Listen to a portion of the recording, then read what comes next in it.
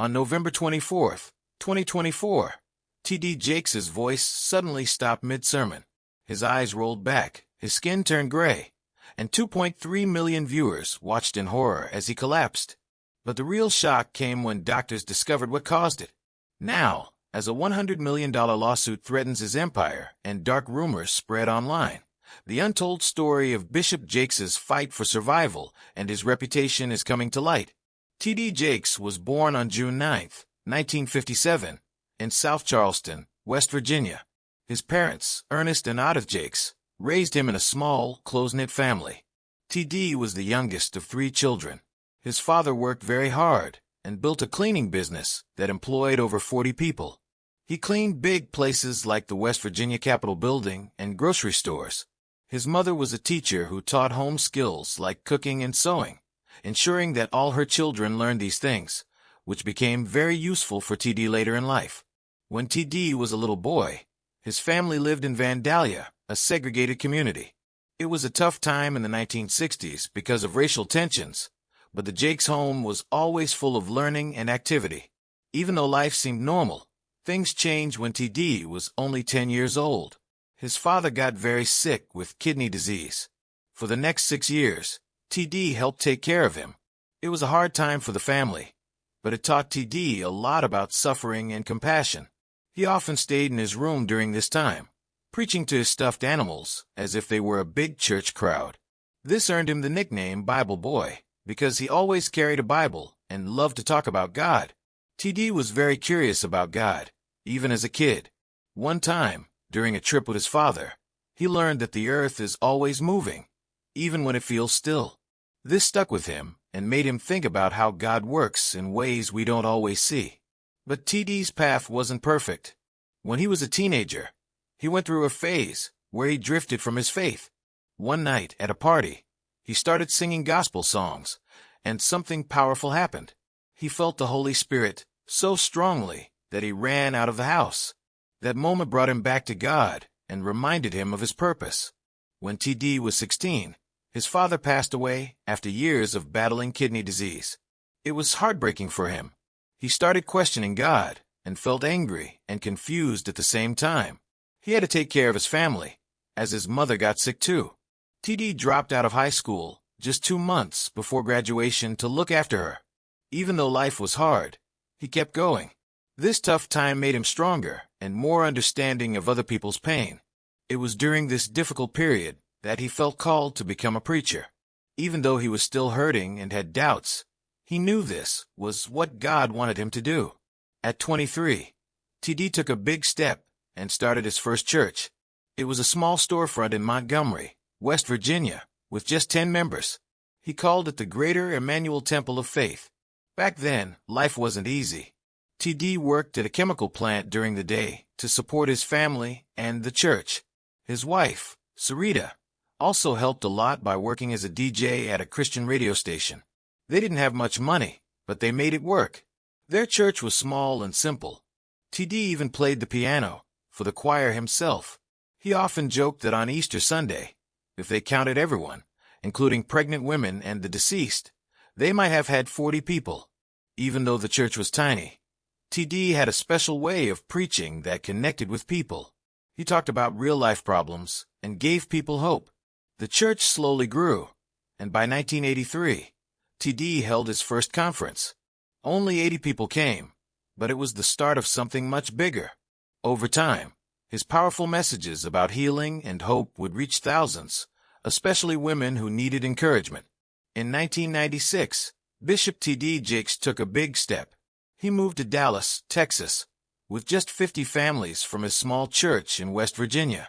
On July 28th, he held the first service of the Potter's House in a rented building. Only 300 people attended, but it was the beginning of something huge. Within 6 months, 5,000 people were coming, and the church needed a bigger space. In December, Jakes bought a 28-acre property for $3.2 million. It used to be owned by another preacher, but now it became the home of the Potter's House. The first service there was incredible. Over 8,000 people showed up, filling every seat and standing in overflow areas. Jakes' powerful way of preaching and his message of hope touched everyone. By 1999, the church was growing so fast that they built a new sanctuary. It was massive, 191,000 square feet, and cost $45 million. It opened in July 2000 with space for 8,000 people. Incredibly, the church paid off the debt in just 4 years. The Potter's House wasn't just a church. It became a movement that changed lives all over the world. The growth of the Potter's House was amazing. By the end of 1997, the church already had 10,000 members. 2 years later, there were 20,000. In 2000, they started holding 3 Sunday services because so many people wanted to attend each week. Over 23,000 people came. The church attracted people of all races and backgrounds, reflecting the diversity of Dallas. By 2005, membership had passed 30,000, making it one of the largest churches in America. The Potter's House didn't stop there. It opened campuses in other places, including Fort Worth and Denver. On New Year's Eve in 2010, the church broadcast its service to different locations, reaching over 40,000 people in one night. By 2020, with campuses across the U.S., the church had an average weekly attendance of 32,000. It became one of the most influential churches in the country. T.D. Jakes didn't only grow the church. He became a best-selling author and a filmmaker. His first major book, Woman Thou Art Loosed, came out in 1993. It sold over 3 million copies and stayed on bestseller lists for 75 weeks. That book made Jakes famous as a writer, and he went on to publish over 40 books, selling more than 20 million copies. Some of his books even reached the #1 spot on major bestseller lists. In 2004, he turned Woman Thou Art Loosed into a movie, which earned $6.8 million at the box office. His production company, TJ Enterprises, made other movies like Jumping the Broom and Heaven is for Real, which earned over $100 million worldwide. Jakes also had a television program called The Potter's Touch, which reached millions of people around the globe. In 2016, he even launched his own talk show and later partnered with Amazon to create a streaming channel for his sermons and other content. Jakes also built powerful organizations. T.D. Jakes Ministries, started in 1995, became famous for events like Woman Thou Art Loosed, which grew into a massive conference. In 2004, over 52,000 people attended the event in Atlanta. Another event, MegaFest, drew more than 100,000 people and boosted local economies. His business arm, TJ Enterprises, grew into a company with many divisions, including films, music, books, and real estate. In 2022, the company announced a $150 million real estate project in Atlanta. By 2023, TJ Enterprises was earning over $500 million a year. In 2001, Time magazine called T.D. Jakes America's Best Preacher. This was a big moment. The article came just after the 9/11 attacks, when the nation needed hope. Time praised Jakes for his ability to connect with people and his message of healing. The cover story made Jakes even more famous. His TV audience grew, and his books sold even more copies. T.D. Jakes has achieved much more than being a pastor. He has been an advisor to U.S. presidents like George W. Bush, Barack Obama, and Donald Trump. A big moment came on January 20th, 2009, when he led the morning prayer service for Barack Obama's inauguration. This was a historic day as Obama became the first black president of the United States. Jakes didn't stop there. He also worked with world leaders like Ghana's President Rawlings, Nigeria's President Obasanjo, and King Abdullah of Jordan. In 2014, he attended a White House dinner for African leaders, and in 2015, he was there when Pope Francis visited the U.S. This shows how Jakes connects faith with politics and makes an impact globally. In 2015, Jakes started Conversations with America, which focused on big issues like racial inequality and criminal justice reform. He shared these ideas in a live forum in 2016, where he talked with MSNBC's Chris Matthews. This event was attended by many important people, including members of Congress and journalists, and it was streamed online to over 1 million viewers. This shows how Jakes blends spiritual leadership with action to solve real problems. Jakes is also a big name in Hollywood. His production company has made movies that earned more than $500 million worldwide. One of his hits was Jumping the Broom in 2011, which became the top comedy of the year. Another was Miracles from Heaven in 2016, starring Jennifer Garner. These movies proved that faith-based stories could succeed in mainstream entertainment. Jakes even had his own talk show. In 2016, though short-lived, T.D. Jakes showed his ambition to reach more people with the launch of his talk show. Jake doesn't just make movies. He focuses a lot on helping people. In 2020, he started the T.D. Jakes Foundation, aiming to raise $100 million for underserved communities. By 2023, he partnered with Wells Fargo to create $1 billion in resources for these communities. By early 2024, $9 million had already been given to 16 organizations. The foundation helps people with housing, financial education, and job training. Jake also started the Texas Offenders Reentry Initiative, which has helped over 42,000 former inmates rebuild their lives. This program offers job support, housing, and education, giving people a second chance. The Potter's House, Jake's church, also works hard to help in tough times. After Hurricane Katrina in 2005, Jake joined President George W. Bush to visit the disaster areas. The church's MegaCare program has helped during many disasters, like the Haiti earthquake in 2010. During the COVID-19 pandemic, they distributed thousands of meals to families in need. Jake is also a smart businessman. His real estate company builds affordable housing and improves communities. In 2023, he partnered with a developer in Miami to create housing for families. He also writes books, like his bestseller Crushing, and runs leadership programs to inspire others. His International Leadership Summit gathers thousands of people to learn about business and leadership. Meanwhile, T.D. Jakes has been in the middle of debates about what he believes regarding the Trinity. People started questioning him in the late 1990s because he used the word manifestations instead of persons when talking about the Father, Son, and Holy Spirit. This made some theologians think he believed in modalism, which says God is just one person showing up in three different ways, not three distinct persons. The controversy exploded in 2012 when Jake attended the Elephant Room Conference. Pastors James MacDonald and Mark Driscoll asked him directly about his beliefs.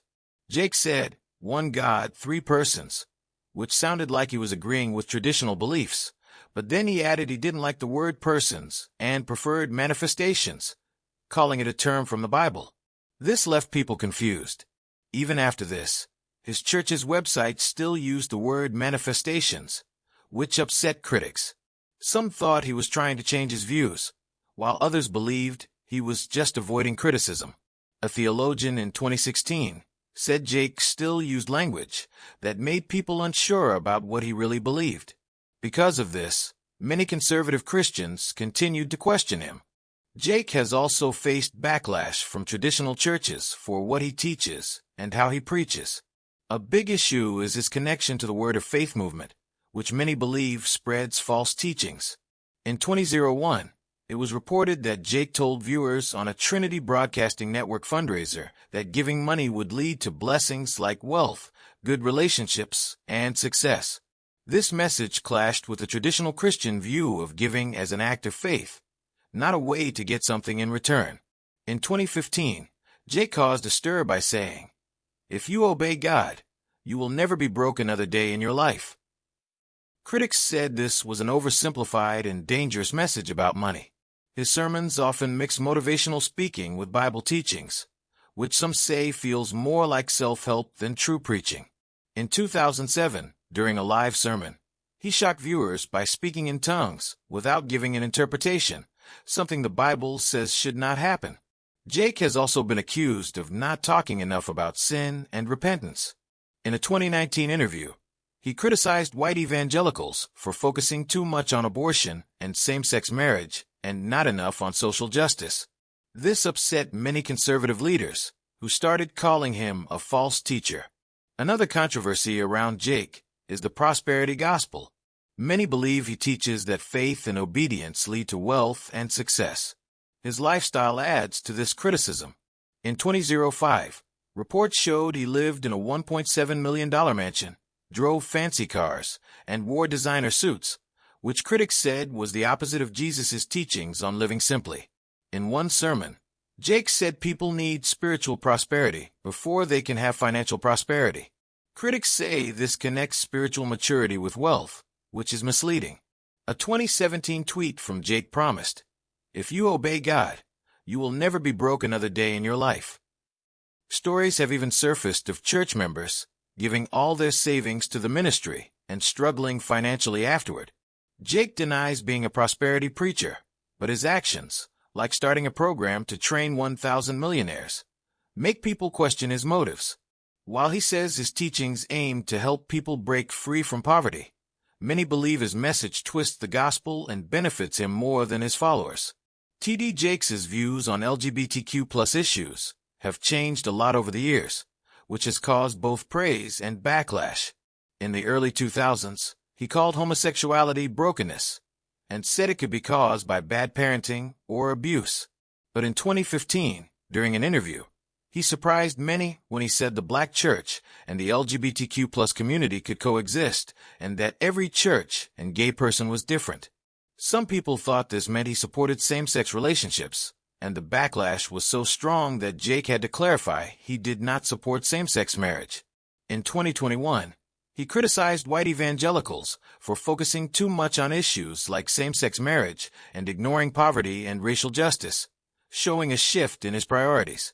Then, in a 2022 sermon, Jake said traditional gender roles no longer fit modern times. Although he didn't directly talk about LGBTQ+ issues, this showed he was willing to challenge held views. Conservatives have distanced themselves from him because of these shifts, but progressives and LGBTQ+ advocates see him as becoming more accepting. Bishop T.D. Jakes, the famous pastor of the Potter's House in Dallas, was suddenly linked to a big lawsuit involving music mogul Sean Diddy Combs.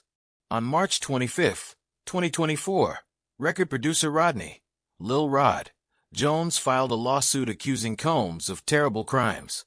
What shocked people was a claim on page 47 of the lawsuit, which said Combs planned to use his connection with Bishop Jakes to fix his public image after Cassie Ventura, his ex-girlfriend, accused him of abuse. This mention of Jakes surprised everyone and raised questions about his relationship with Combs. The lawsuit didn't explain how Combs planned to involve Jakes, so people started guessing. Jakes and Combs had worked together before in 2021, when Jakes brought his Kingdom Culture sermons to Revolt TV, which was co-founded by Combs. In 2022, Jake attended Combs' fancy birthday party. These events made people wonder if their relationship was deeper than it seemed. The lawsuit hinted that Combs thought Jake could use his influence as a respected pastor to help him escape public backlash. This idea shocked both the church world and the entertainment world. The situation got worse when, in late 2023, rumors started spreading online. Some posts claimed Jakes had attended private parties hosted by Combs, but these claims had no proof. Still, the rumors caused more damage to Jake's reputation. At first, Jake stayed quiet about the allegations, and that made people more curious. But on April 15, 2024, he finally spoke during a Sunday sermon stream to millions of viewers. He said the accusations were lies meant to destroy his work as a pastor. Jake told his congregation he had nothing to do with Combs' alleged crimes. He called the allegations an attack on his ministry and promised to fight back. A few days later, on April 18, Jake filed a $100 million lawsuit against Rodney, Lil Rod, Jones for defamation. He said the lawsuit's claims were false and had damaged his reputation deeply. Jake also went after YouTube channels that were spreading rumors about him. On May 2, 2024, he filed lawsuits demanding $50 million from each channel and asked YouTube to reveal who was behind them. He believed these channels were using AI to create fake stories about him. Jake didn't stop there. To show he had nothing to hide, he set up an independent board of trusted leaders and legal experts to investigate the allegations. He gave them full access to his church records and personal files to prove his honesty. Jake even took a lie detector test, and the results were made public on July 15, 2024. He also opened the church's financial records for everyone to see and started new rules, like background checks for senior leaders every year. On November 24, 2024, Bishop T.D. Jakes was preaching to a massive crowd at the Potter's House in Dallas. Over 12,000 people were there in person, and more than 2.3 million were watching online. His sermon, Strength and Weakness, had gone on for about an hour. Then something shocking happened. At exactly 10:37 a.m., as he said the words, "O Lord, my strength, my Redeemer, let them go in peace," his voice stopped. The microphone fell from his hand and hit the floor with a loud noise that silenced the entire church. Jake started shaking uncontrollably. His tall frame, usually full of energy, was trembling. His eyes rolled back, and his skin turned gray. The live stream caught every detail, and for nearly a minute, he struggled to breathe. The congregation was in shock. People began praying loudly, some even speaking in tongues. The panic spread fast. 3 elderly members fainted from the stress. To make it more tragic, this happened on the exact day the Potter's House was founded, 28 years earlier, turning a day of celebration into one of fear. The response from the church was quick. Dr. Mariah Stevenson, a cardiologist sitting in the front row, rushed to Jake's side. Within seconds, she started checking his pulse and shouted instructions. Marcus Washington, the head of security, immediately activated the church's emergency plan, called Operation Shepherd Staff. This cleared the sanctuary, and 3,000 people were evacuated quickly to make room for help. At the same time, Usher Sarah Martinez ran through the crowd to grab the AED, reaching it in less than 30 seconds. Paramedics arrived 4 minutes later and worked fast, stabilizing Jake with emergency medication and N4. The church's helipad, installed just a year and a half earlier, made a huge difference. A helicopter arrived shortly after and flew Jake to Methodist Dallas Medical Center. The flight took just 7 minutes, but every second felt like an eternity for those watching. At the hospital, Jake underwent a long 9-hour surgery. His recovery was intense. He needed 47 units of blood and had 3 additional procedures. He stayed in the ICU for 17 days, with a team of nurses caring for him around the clock. On December 18th, just 24 days after the incident, Jake made his first public appearance in a video call to his congregation. His message was short but powerful. He told them he had faced a life-threatening challenge, but was recovering. That video alone raised over $4 million for the hospital's cardiac unit. Jake worked hard to heal. He spent hours every day in physical therapy, guided by one of the best specialists. He also tried advanced oxygen therapy and followed a strict diet planned by nutritionists.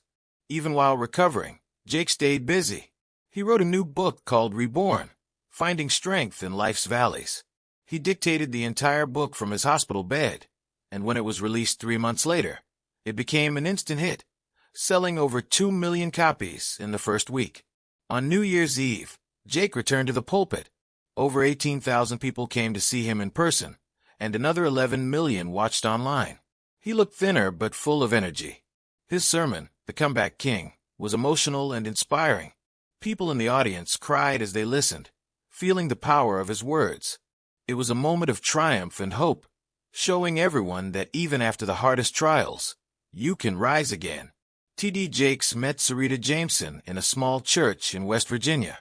It was 1982, and T.D., only 23, was a guest preacher. Sarita, 26, was instantly drawn to him. Their connection was so strong that just 6 months later, they got married on May 29, 1982.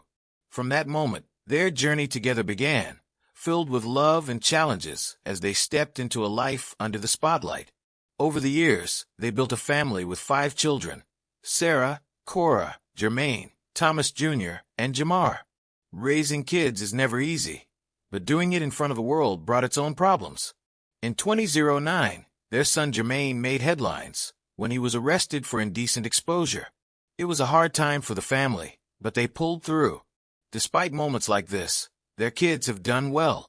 Sarah, born in 1988, is now a well-known author, preacher, and mother of 6. Thomas Jr., born in 1994, has made a name for himself as a music producer and media personality. In 1998, T.D. Jakes moved his ministry to Dallas, Texas, This was a big change for the whole family. Moving to a new city and adjusting to a new life wasn't easy for Sarita and the kids, but they stood by each other. By 2024, TD and Sarita celebrated 42 years of marriage, with TD calling Sarita his ride-or-die soulmate. Their love stayed strong through all the ups and downs. TD Jakes didn't just focus on his family. His work kept him busier than most people could imagine. His church, the Potter's House, started small in 1996, but grew into a megachurch with thousands of members. At its peak, he preached 4 long services every weekend while writing books, producing movies, and releasing music. By 2024, he had written over 40 books, released nearly 20 albums, and created countless films. In 2018, he traveled to 16 countries and delivered more than 150 sermons. This kind of work meant he often missed important family moments. He admitted in one interview that he wasn't there for his son's high school graduation, something he regretted. Even though his schedule was packed, TD found ways to bring his family into his work. Sarita became a leader at their church, running women's ministries. Their daughter Sarah followed in his footsteps, becoming a pastor and writer. But life still tested their strength. In 2012, Sarita had surgery for a herniated disc. During her recovery, TD had to juggle his work and caring for her, which reminded him how important family is, no matter how demanding life gets.